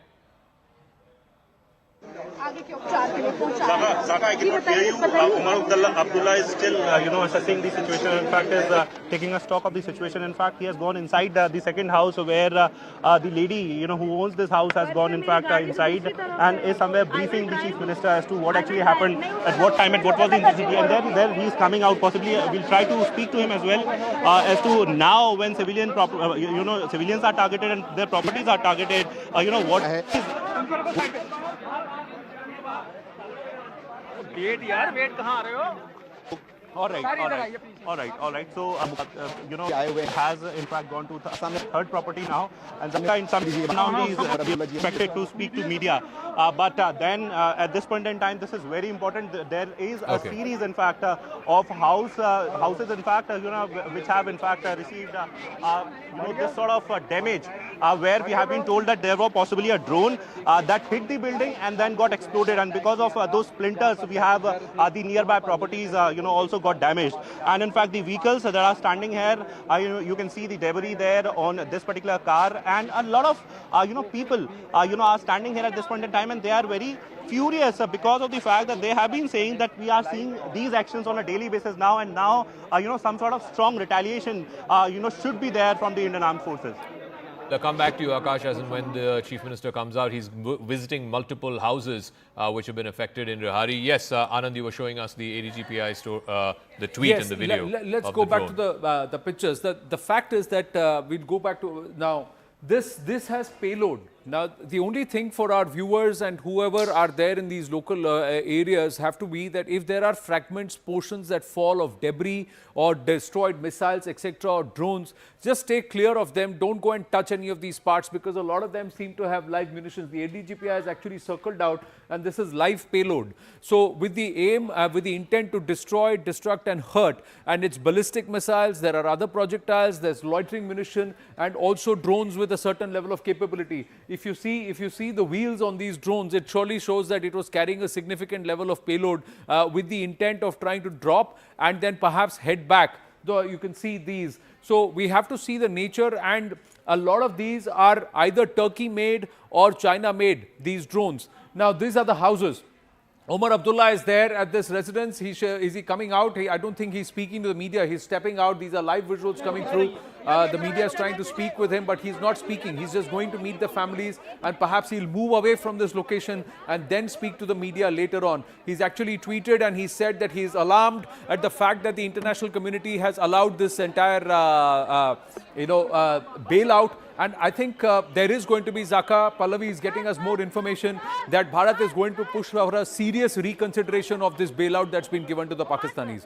This is treachery, and this is deliberate escalation. You said Marco Rubio has dialed General Munir, but the dialing has to go to the IMF. How did they approve this bailout without understanding Pak's intent? Look at what they've done. They're attacking civilian installations, a temple near Jammu. That lady is actually turned around and said, "Bahut ho gaya, Modi ji, ab maro inko." Bahut ho gaya. We've shown enough and more of restraint, because they don't seem to learn. Omar Abdullah himself is very, very peeved. If you look at it, he's also showing great amount of restraint in his emotions when he's tweeting as a chief minister. He's putting out and saying, look what the Pakistanis are doing and look what the international community has allowed. I think there is a serious dissent and dissonance with the IMF for what they have done in a situation like this. You can't go and give a nation which is actually standing for according state funerals to jihadis and proscribed terrorists. You can't give them a $1.3 billion bailout. And that's what the IMF has gone ahead and done. All right, we're getting that piece of breaking news now. Top official government sources telling Pallavi Ghosh that India will go back to the International Monetary Fund and ask them to reconsider the bailout that's been given to Pakistan. It's over $1 billion. It's part of the $7 billion tranche, the agreement between the IMF and Pakistan over a 4-year period. India shall use international pressure, diplomatic pressure, to wake the conscience of the IMF. Operation Sindoor is no way for closure. India has not and will not target civilians. The opposite is what Pakistan is doing. Pallavi Ghosh, tell us more. I mean, ultimately, look, if the Americans, who have 17% weightage on the IMF board, if they say no, this bailout can be cancelled. But why haven't the Americans said that? And what is India's strategy from here on out?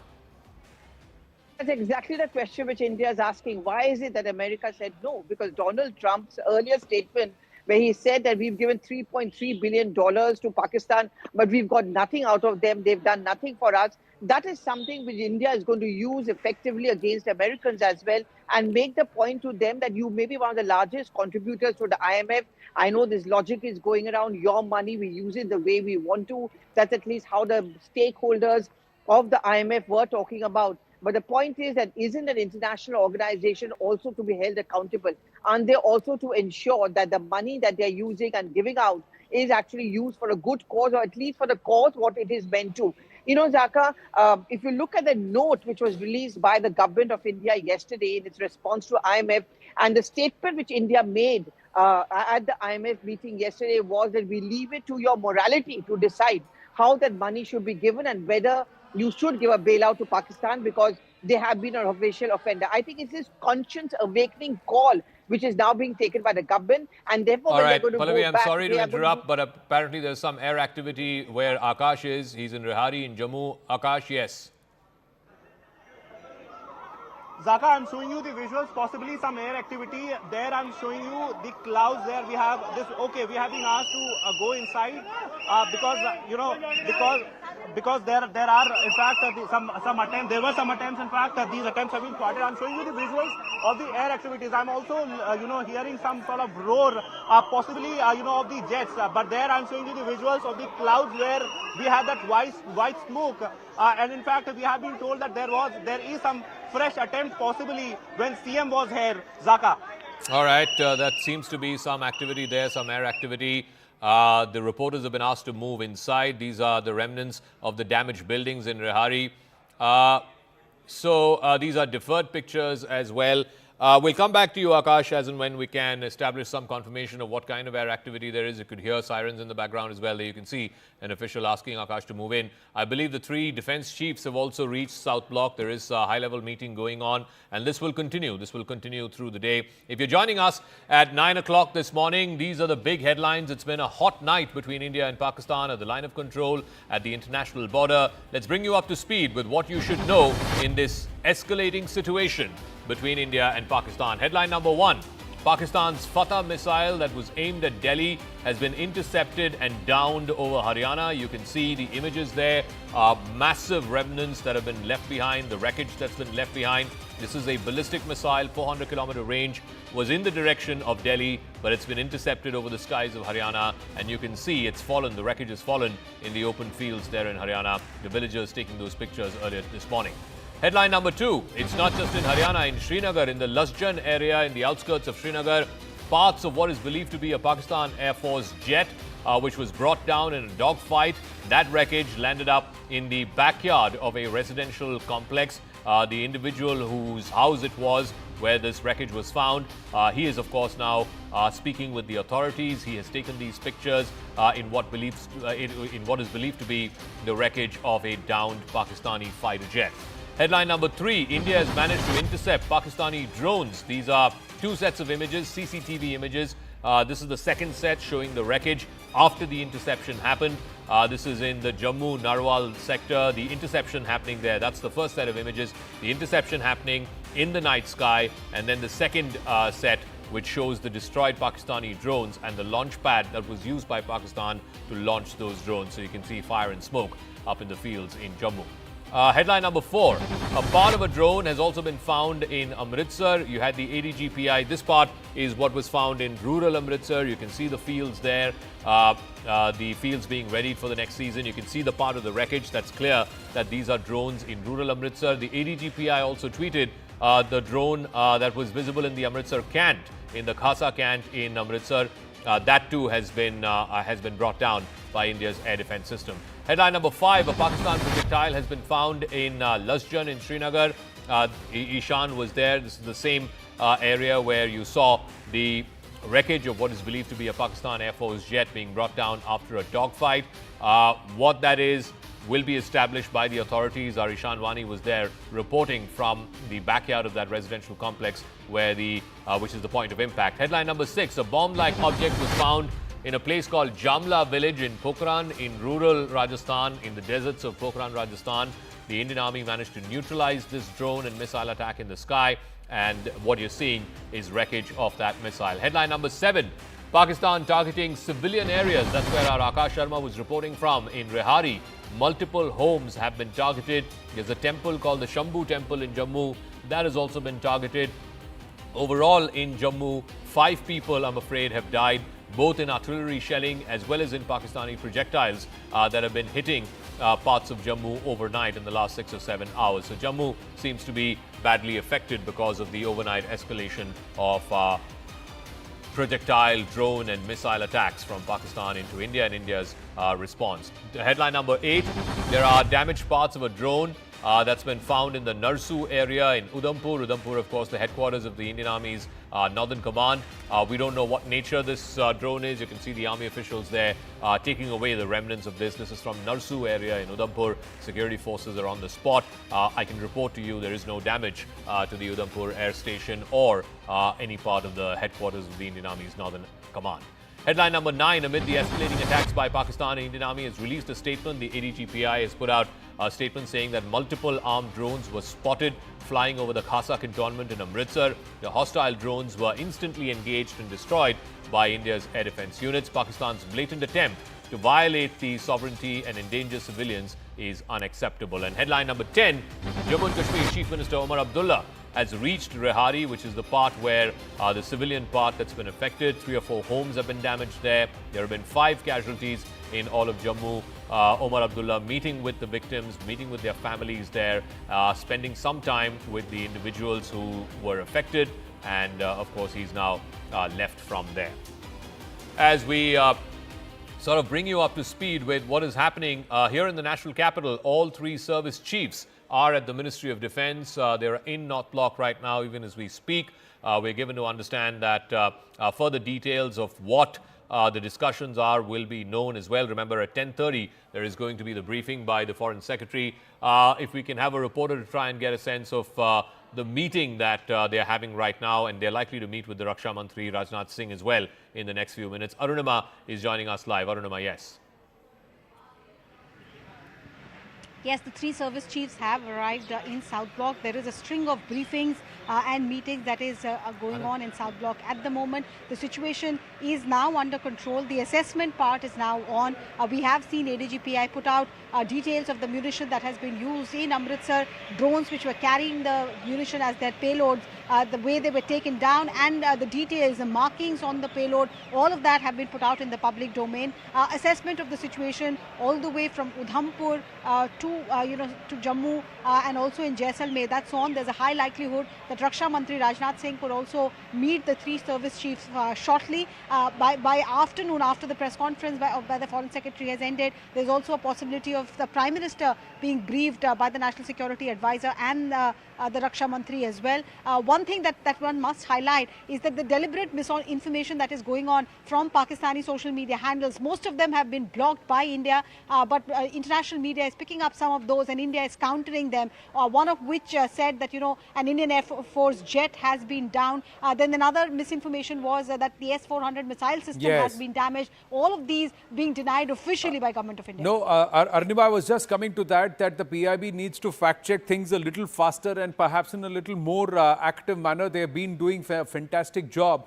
But Pakistan's disinformation campaign continues. They are trying to claim that some brigade headquarters has been destroyed and that some bases, they have even named the airfields have been destroyed, etc.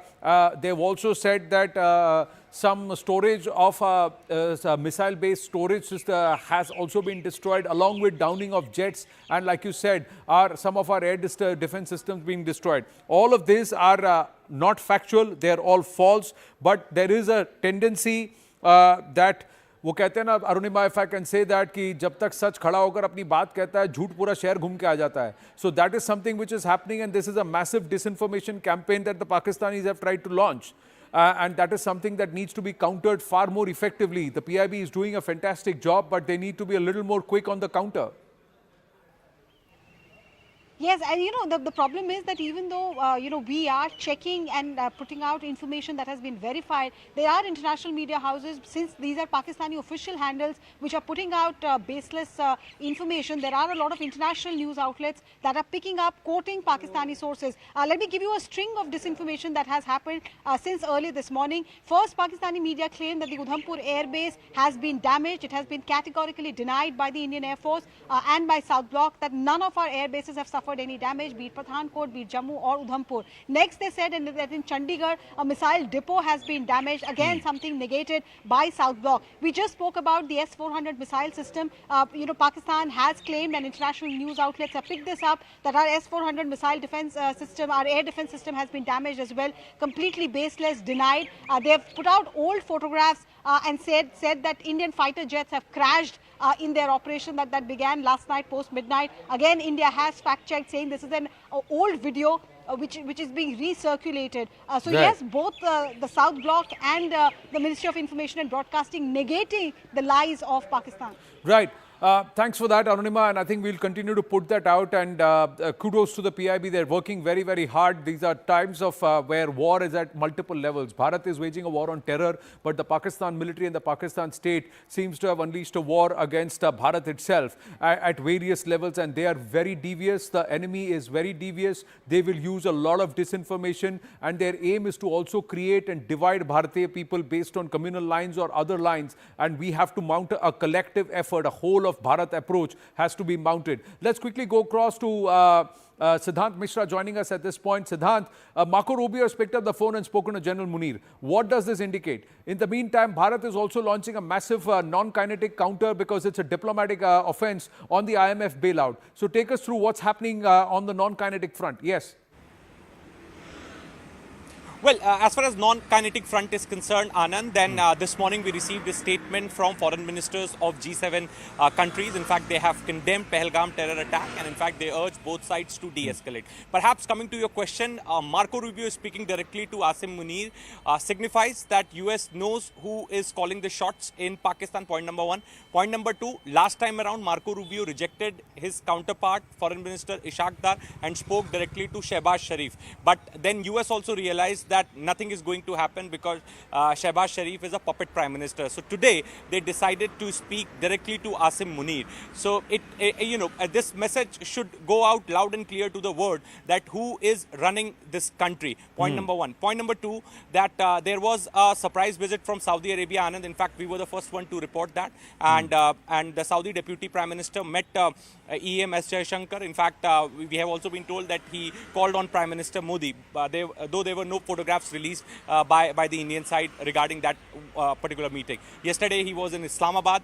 The pictures were released by Shehbaz Sharif's office of him and Asim Munir meeting Saudi envoy. And today, Saudi Arabia has confirmed in a statement that they are giving efforts to mediate, mediate so that de-escalation can take place between India and Pakistan. We have also been told, Anand, though I don't have an independent confirmation on this, that it could be that US and Saudi Arabia both are giving joint efforts to de-escalate situation, perhaps putting pressure on Pakistan, Asim Munir and generals of Pakistan to de-escalate and step back. Perhaps this is what I could sense at this point in time, because this morning call to Asim Munir perhaps shows that Marco Rubio must have blasted at Asim Munir for his misadventures and something which has happened in the region which never happened since 1971. What the region witnessed last night.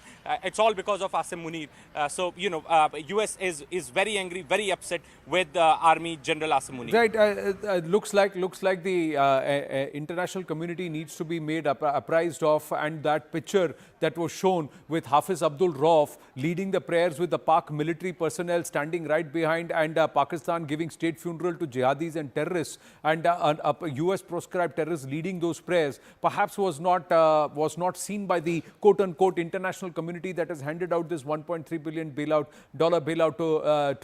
to Pakistan. So, and now there are reports coming through that there is a checkered past of the DG ISPR Ahmad Sharif Chaudhry itself, and somewhere his connections to yet another group of jihadis and terrorists and connections to Osama bin Laden. All this perhaps lost on the international community. Let's hope that the PIB machinery facts check and also puts it out, and the diplomatic machinery puts out these facts to the world to see those who they think are benign have gone ballistic over Bharat with ballistic missiles. So that's what happened. Let's look at this. Pak jets down. Pak jets have been downed. 2 of them in Jammu and Kashmir region, one around in Srinagar, one in North Kashmir. So this is confirmed wreckage that's seen there. We'll get you more details. And let's hope that in that briefing, all these details are put out. There is munitions with payload, drones that have been downed, and also in Pokhran there is a missile, a ballistic missile that's been seen. Another ballistic missile that's been noted is here in Sirsa. There are also a drone launch pad on the other side, Jammu international border. Pak military post with tube drones has been tube drone launch pad that's been negated, and that post was also a launch pad for terrorists. So that's been totally demolished. This is Lasjan, Srinagar. Again, confirmation of projectiles falling and also possible debris of an aircraft that's been downed by the Indian Air Defense System, by our forces.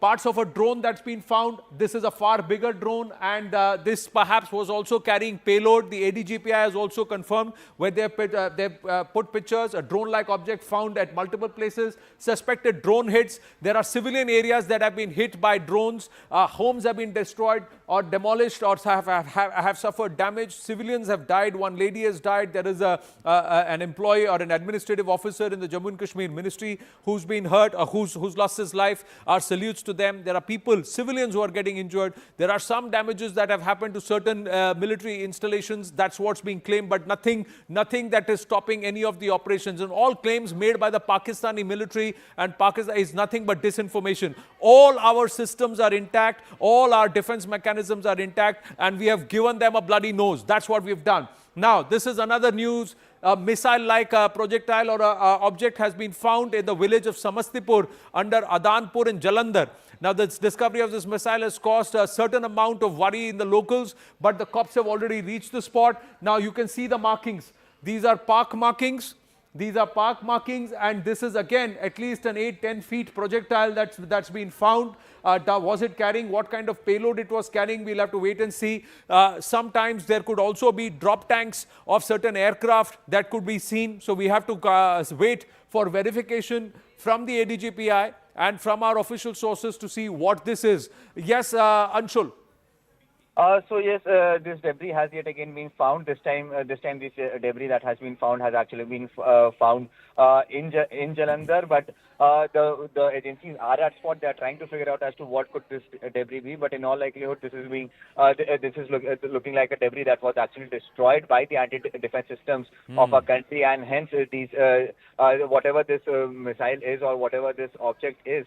This object was not able to fulfill its mission to carry out any sort of destruction or carry out any sort of an attack on our territory. This was in fact destroyed by our air defense systems, and now this has fallen. But yes, the initial investigations are underway at this point in time. The debris has now been picked up by the agencies, and now the further testings have started. Anshul, very quickly, Adampur also happens to be a big Air Force base. Are authorities there, local police there, saying whether that was the target of the attack and it's been intercepted en route?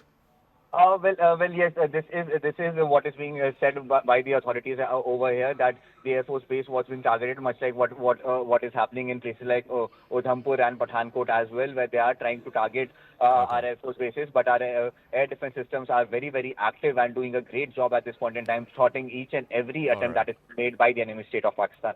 Okay, thanks Anshul for that. So you can add Adampur also to that list. So both Pathankot and Adampur, 2 big Air Force stations that India has in the Northern Command. Both of them have been targeted. Of course, all of these have been reprised as well. So there's been no damage at all. And that's what top IAF sources have told CNN News 18 that there's been no damage at all to any of our aircraft or to our S-400 air defense systems. Siddhant is also there with us. Akash, if we can go across to Akash, he's in Rehari in Jammu. We'll try and go across to him in just a moment. So the big picture, if you're joining us at close to 9:30 o'clock in the morning on Saturday, the 10th of May, it's been a hot night between India and Pakistan. There are multiple missile, drone, even a ballistic missile attack that Pakistan launched on India. India has responded to each one of those. Our air defense systems have busted each of these attacks. And in response, India has taken down 2 or 3 important Pakistani Air Force air stations, including the biggest one in Noor Khan, which used to be called the Chaklala Air Base, one of the biggest that Pakistan has. That's been the attempt, of course, was to try and render the runway useless.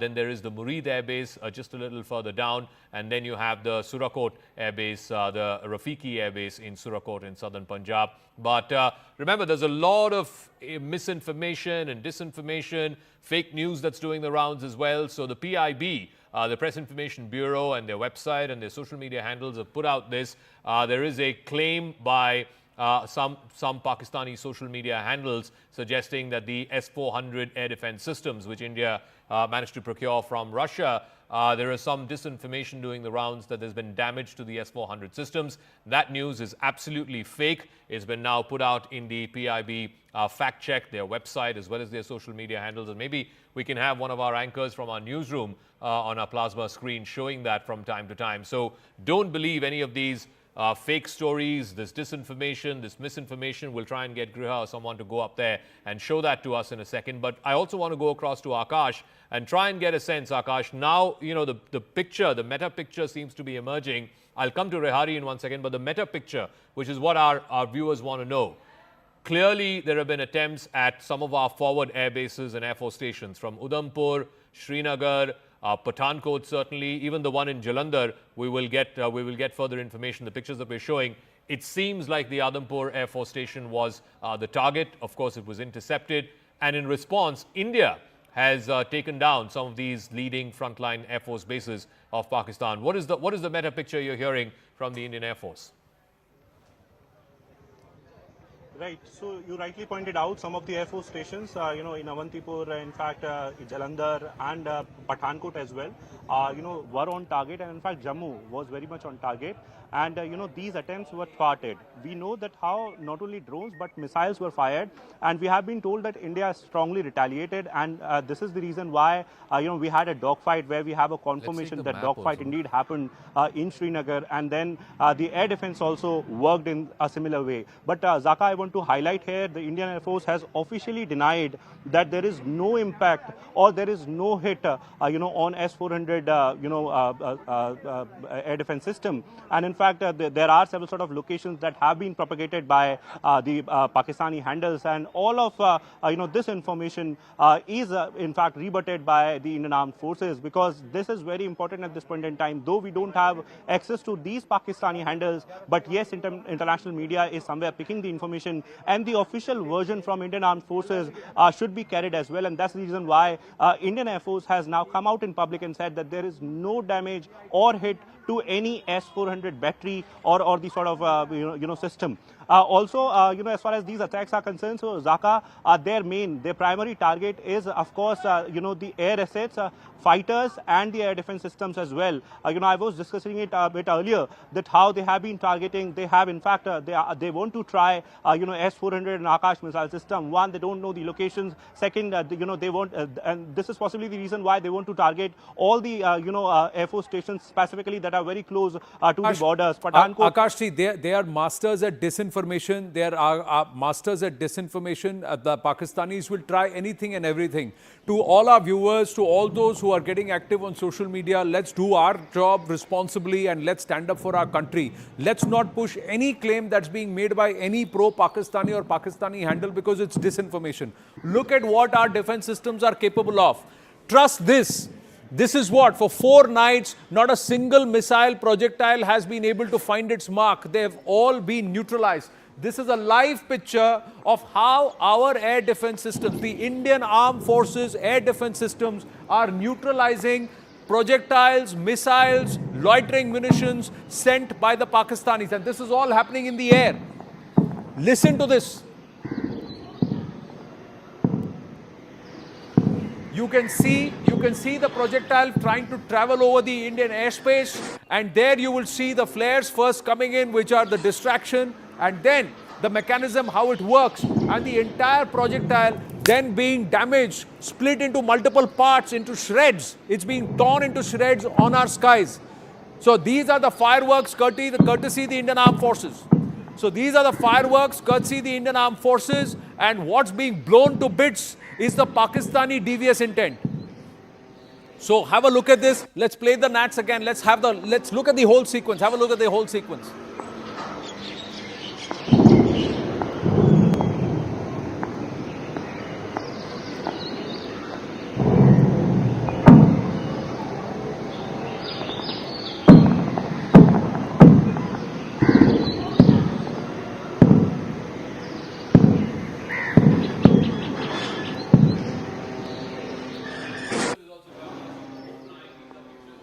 Of Amritsar drone intercepts that are happening live. This is from early morning, so a couple of hours ago. So we should mention deferred pictures there as well.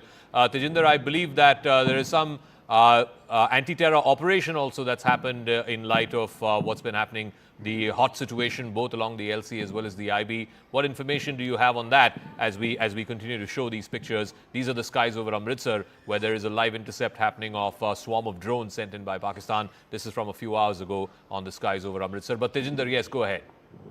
Yes, Zaka, there is a massive anti-terror operation that has been launched by our security forces near the international border in Suchetgarh area of Raspura sector, where the locals informed the police that 4 suspected people carrying weapons, wearing salwar kameez, have been seen roaming around some vital military installations in the area. So now a massive operation has been launched by the army, by the BSF and by the Special Operation Group of Jammu and Kashmir police to ascertain who these individuals are and whether they are a threat to us, and if they are, they have to be neutralized. If you remember, Zaka, just yesterday the BSF had said that a major infiltration bid was foiled by them in the Samba sector, wherein 7 intruders belonging to the Jaish-e-Mohammed terror outfit who tried to infiltrate into the Indian territory were shot down.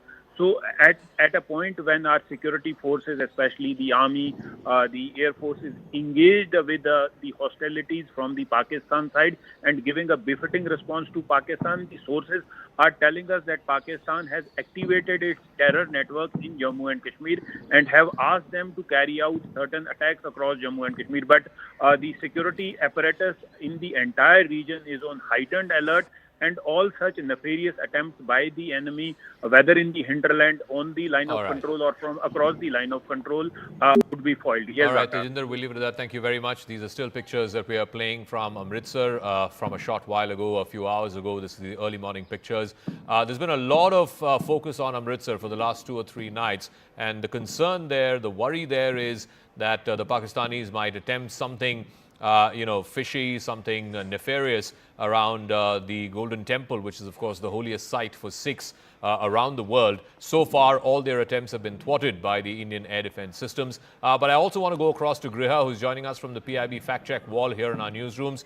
So the PIB handles have been putting out these fact-checks of Chinese propaganda, Pakistani propaganda. The latest seems to be that the S-400 systems have been damaged. That lie has been busted. Griha. Absolutely. That's the big thing that came out of Pakistan. It has been completely dissed by India. But let me also put across a few of the other fact checks that India has been constantly doing, Zaka. This is the Press Information Bureau. It has, in fact, put out several of these instances, like this one, where there was a claim that was made by a Pakistani handle that an old Indian Air Force crash really had happened. This was a claim that has been dissed by the PIB, where they have gone on to claim that several pro-Pakistan social media accounts are falsely claiming that 3 fighter jets, we're not just talking about one Indian Air Force jet, 3 fighter jets have crashed in different areas in the Himalayan region. But that's been completely dissed and a claim that this is fake, where the PIB says that this is an old IF crash photo circulated. It has got no link to the India-Pakistan situation. If we also take a look further, Zaka, there was a claim that was being put out through various social media posts asserting that a cyber attack by Pakistan has caused 70% of India's electricity grid to become dysfunctional. Claims that were floated by Pakistani handles. This claim is absolutely fake, is what, and these were the tweets, by the way, that the PIB has put out and branded as fake, and this fact check again by the Press Information Bureau. The third one, particularly, and this was the most bizarre one, of course, after the S-400, was social media claims where they said that India was trying to attack the Nankana Sahib Gurdwara. There was a drone attack at that Gurdwara. That also has been completely dissed, and they have claimed that